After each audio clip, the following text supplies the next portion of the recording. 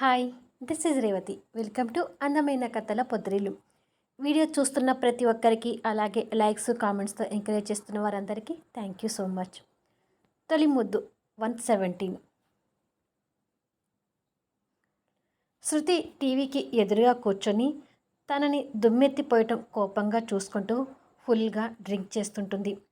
చేతిలో ఉన్న బాటిల్ ఎత్తి దింపి దానిని కోపంగా విసిరికొట్టి ఆ ఓటమిని తట్టుకోలేక యా అంటూ తల పట్టుకొని గట్టిగా అరుస్తుంటుంది.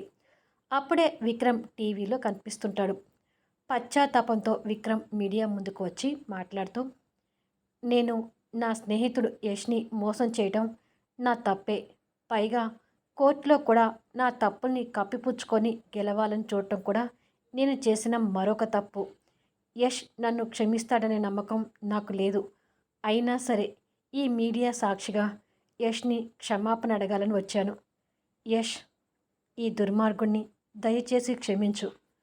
ప్లీజ్ దీక్ష, నిన్ను కూడా క్షమాపణ అడుగుతున్నాను అని చెప్పి కన్నీళ్లతో చేతులు జోడిస్తాడు. రెండు పక్కల ఫ్యామిలీ మెంబర్స్తో యష్, దీక్ష కలిసి కూర్చొని టీవీలో విక్రమ్ని చూస్తుంటారు. విక్రమ్లో కనిపిస్తున్న నిజమైన పశ్చాత్తాపాన్ని అందరూ చూస్తుంటారు. ఈ మీడియా సాక్షిగా యష్కి క్షమాపణ ఎందుకు చెప్తున్నానంటే, స్నేహం అనే ముసుగులో నేను చేసిన తప్పు ఇంకొకరు చేయకూడదని కోరుకుంటున్నాను. మొదటి నుంచి కూడా సినిమాలో చూపించినట్టే యష్ నేను ప్రాణ స్నేహితులాగా మెలిగాము. ఒక శృతి విషయంలో నేను రాంగ్ స్టెప్ వేసి నా స్నేహితుడిని మోసం చేసినందుకు నిజంగా పశ్చాత్తాపడుతున్నాను. ఈ వెండి తెరకు దూరం కావాల్సి వస్తుందని నాకు ఈ సినిమా షూటింగ్లోనే అర్థమైపోయింది. అప్పుడే నేను ఇక సినిమాల మీద ఆశ వదులుకున్నాను. యష్ అభిమానులు కోరినట్టే ఇక నేను ఎప్పుడూ సినిమాలోకి రాను. సెలవు అని అందరికీ చేతులు జోడించి చెప్తాడు. దాంతో యష్ అభిమానులకి విక్రమ్ మీద కాస్త కోపం తగ్గుతుంది. వాళ్ళ ఇంటి మీద రాళ్ళదాడి చేయడం మానేస్తారు. కానీ యష్ అంత తొందరగా విక్రమ్ మోసాన్ని జీర్ణించుకోలేకపోతుంటాడు.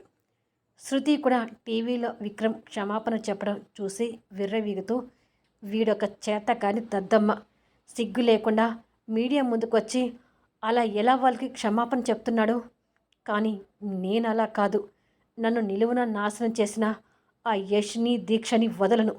వాళ్ళు బతికి ఉండగానే జీవితాంతం నరకం అనుభవించేలా చేస్తాను అని అనుకుంటుంది.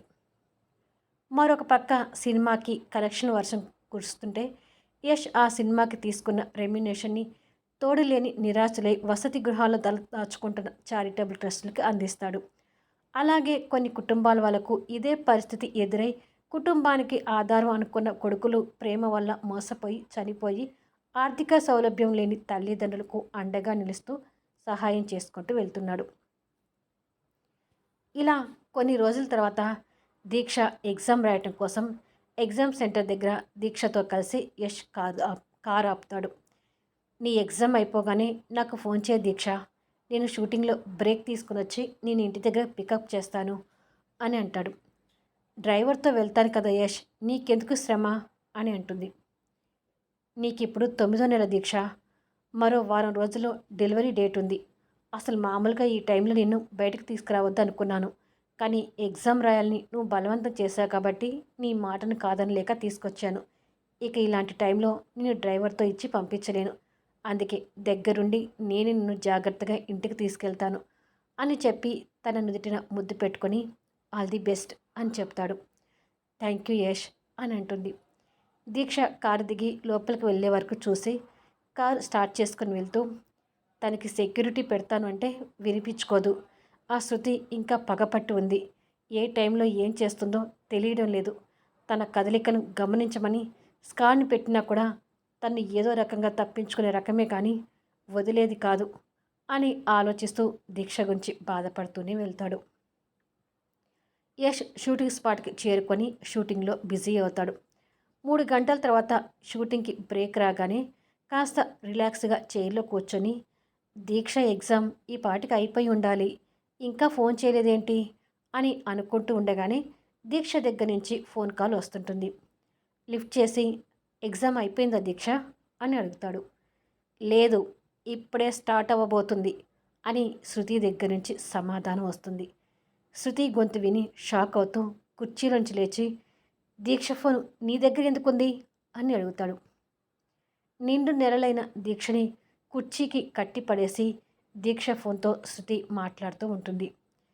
ఇంత జరిగినా నీకు ఇంకా బుద్ధి రాలేదేంటే, నన్ను వదులు అని చెప్పి దీక్ష అరుస్తుంటుంది. చుప్, నీ మొగుడితోటి మాట్లాడుతున్నాను కదా, కాసేపు ఆగు అంటూ దీక్షని గద్దాయిస్తుంది.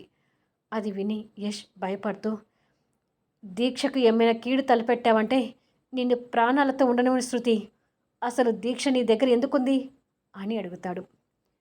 నాకు పెట్టిన స్కాడ్ని మట్టి కరిపించి నేను దీన్ని తీసుకొచ్చాను, కానీ నీ పెళ్ళాన్ని కాపాడుకోవడానికి నేను షేర్ చేస్తున్న అడ్రస్ కరా. ఇంకొక మాట, పోలీసులకి కంప్లైంట్ చేసి పిచ్చి పిచ్చి వేషాలు వేసినట్టు తెలిసిందనుకో, దీని ప్రాణాలు, దీని కడుపులో ఉన్న బిడ్డ ప్రాణాలు క్షణంలోనే పోతాయి అని బెదిరిస్తుంది. పగతో ఉన్న శృతి దేనికైనా తెగిస్తుందని యష్కి అర్థమైపోయి, దీక్షని ఏమీ చేయకు, నేను ఇప్పుడే వస్తాను అని చెప్పి ఆ విషయం ఎవరికీ చెప్పకుండానే శృతి షేర్ చేసిన అడ్రస్కి వెళ్తుంటాడు. శృతి దీక్షని కుర్చీలో కట్టేసి తాడును తన పొట్టకి గట్టిగా బిగించి కడుతుంది. ఆ కట్లతో దీక్ష పొట్ట మీద ఒత్తిడి పడుతూ బాగా ఇబ్బంది పడుతుంటుంది. ఆ పక్కనే శృతి తాపీగా ఇంకొక చైర్లో కూర్చొని సిగరెట్ తాగుతూ ఉంటుంది. ఆ కట్లకే కాకుండా శృతి సిగరెట్ వాసన కూడా దీక్ష ఉక్కిరి బిక్కిరి అవుతుంటుంది. యష్ లోపలికి వచ్చి ఒక్కసారిగా దీక్ష పరిస్థితి చూసి కంగారు పడుతుంటాడు. ఓ, వచ్చావా మై డియర్ మాజీ లవర్ బాయ్ అంటూ శృతి సిగరెట్ పీలుస్తూనే యష్ దగ్గరికి వెళ్తుంది. నువ్వు అసలు మనిషివేనా? సాటి ఆడదానివని కూడా చూడకుండా కడుపుతో ఉన్న తన్ని అలా శిక్షిస్తావా అంటూ దీక్ష దగ్గరికి పరిగెత్తుకుంటూ వెళ్ళి తన కట్లు విప్పుతుంటాడు. శృతి ఏమీ మాట్లాడకుండా వాళ్ళని మౌనంగా నవ్వుతూ చూస్తుంటుంది. యష్ కంగారు పడుతూనే తన కట్లు విప్పుతాడు. అప్పటి వరకు భయపడిపోయిన దీక్ష యష్ని గట్టిగా హక్ చేసుకొని ఏడుస్తుంటుంది. ఊరుకో దీక్ష, భయపడకు అంటూ తన్ని సముదాయిస్తుంటాడు. శృతి వాళ్ళని చూస్తూ, అబ్బో ఎంత ప్రేమో అంటూ ఈర్షపడుతూనే జరిపించబోయే తన ప్లాన్కి నవ్వుకుంటూ ఉంటుంది. తన విషపు నవ్వు చూసి తను ఏదో పక్కా ప్లాన్తోనే ఉందని యష్కి అర్థమవుతూ ఉంటుంది. నా పొట్టంతా కాస్త నొప్పిగా ఉంది యష్ అని అంటుంది. వెంటనే వెళ్ళిపోదాం దీక్ష, కంగారు పడకు అని బేబీ బంప్ మీద చేయి పెట్టి నిమురుతూ చెప్తాడు. ఆహా, మిమ్మల్ని సేఫ్గా తిరిగి పంపించడానికా మిమ్మల్ని ఇక్కడికి తప్పించింది అని అంటుంది శృతి వాళ్ళని కోపంగా చూస్తూ. ఎంతకి తెగించిపోతున్నావు శృతి, నీకు బతకాలని లేదా అని అడుగుతాడు యష్. బిగ్ సెలబ్రిటీ కావాలనుకున్న నన్ను అందరి ముందు జీరో చేసి పెట్టావు. జనాలు నన్ను చూడటం కోసం ఎగబడి రావాలి అనుకుంటే నన్ను చూసి అసహించుకునేలా చేశావు. అందుకే ఇక నేను కూడా బతుకు మీద ఆశ పోగొట్టుకొని నువ్వన్నట్టుగా తెగించే వరకు వచ్చాను అని అంటుంది. తన మాటల్ని యష్ ఆశ్చర్యంగా వింటున్నాడు.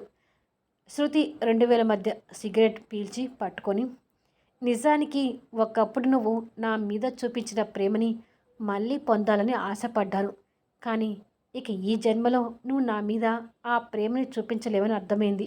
దీనికోసం నువ్వు హీరో అయ్యావు. చివరికి నా పాలిట యముడిలాగా మారిపోయి నన్ను నాశనం చేశావు. ఇంకా దీని కోరిక నేనెందుకు నెరవేరనివ్వను? అంటే ఇక నీ ముఖం ఎప్పుడు కెమెరా ముందుకు వెళ్లకుండా చేయాలని నిర్ణయించుకొని ఇక్కడి వరకు వచ్చాను అంటూ ఆ పక్కనే ఉన్న యాసిడ్ బాటిల్ని చేతిలోకి తీసుకుంటుంది. ఆ బాటిల్ చూసి యష్ దీక్ష ఇద్దరు షాక్ అవుతుంటారు.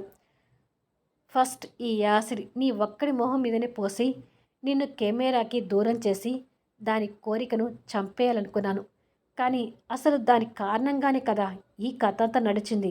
అందుకే దానికి కూడా బహుమతి ఇవ్వకుండా ఎందుకు వదలాలని చెప్పి మీ ఇద్దరి మొహాలు ఈ యాసిడ్తో నాశనం చేద్దామని ఇలా బాటిల్తో వచ్చాను. మీ మొహాలని ఇలా చేసినందుకు మీ అభిమానులు నన్ను ఖచ్చితంగా చంపేస్తారు. అయినా పర్వాలేదు, మీరు మాత్రం కాలిపోయిన మొహాలతో జీవితాంతం నరకం అనుభవిస్తూ చస్తారు కదా, నాకది చాలు. నేను పైకి పోయినా మీకు ఇలా అయినందుకు నా ఆత్మకైనా శాంతి కలుగుతుంది అంటూ ఆ బాటిల్ చేతిలో పట్టుకొని చెప్తూ ఉంటుంది. దీక్షతో పాటు యష్ కూడా ఆ యాసిడ్ బాటిల్ చూసి భయపడుతుంటాడు. ఇది మీ ఇద్దరి దగ్గరికి విసిరేస్తే చాలు, క్షణాల్లోనే మీ మొహాలు మండిపోతాయి. అది చూసి నేను సంతోషంగా పగలపడి నవ్వుకుంటాను అని అంటుంది. తనకు ఏమైనా పర్వాలేదు, దీక్షకి ఏమీ కాకూడదనుకొని దీక్ష మొహాన్ని తన హృదయంలోకి తీసుకుంటాడు యష్.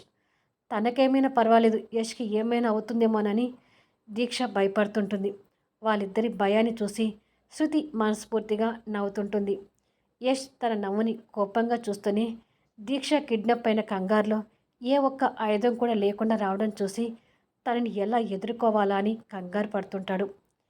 శృతి చేతిలో ఉన్న సిగరెట్ ముక్కని మరొకసారి పీల్చి పట్టుకొని మరొక చేతిలో ఉన్న యాసిడ్ బాటిల్ని వాళ్ళ మీదకి కసిగా విసురుతూ మాడి చావండి అని అంటుంది. యష్ దీక్షని జాగ్రత్తగా పట్టుకొని ఆ యాసిడ్ నుంచి తన్ని కాపాడుకునే ప్రయత్నం చేస్తుంటాడు. ఆ బాటిల్ గాలిలో ప్రయాణిస్తూ వీళ్ళ దగ్గరికి రాబోతుండగా యష్ దీక్ష వాళ్ళ వెనక నుంచి సడన్గా బాటిల్ మీదకి షూట్ చేస్తూ గన్ పేలిన సౌండ్ వస్తుంది. ఆ బుల్లెట్ గురికి యాసిడ్ బాటిల్ రివర్స్లో శృతి దగ్గర దూసుకొచ్చి కింద పడి పగిలి శృతి చేతిలో ఉన్న సిగరెట్ మీద ఆ యాసిడ్ పడగానే బగ్గున మంటలు లేచి తను తగలబడుతుంటుంది.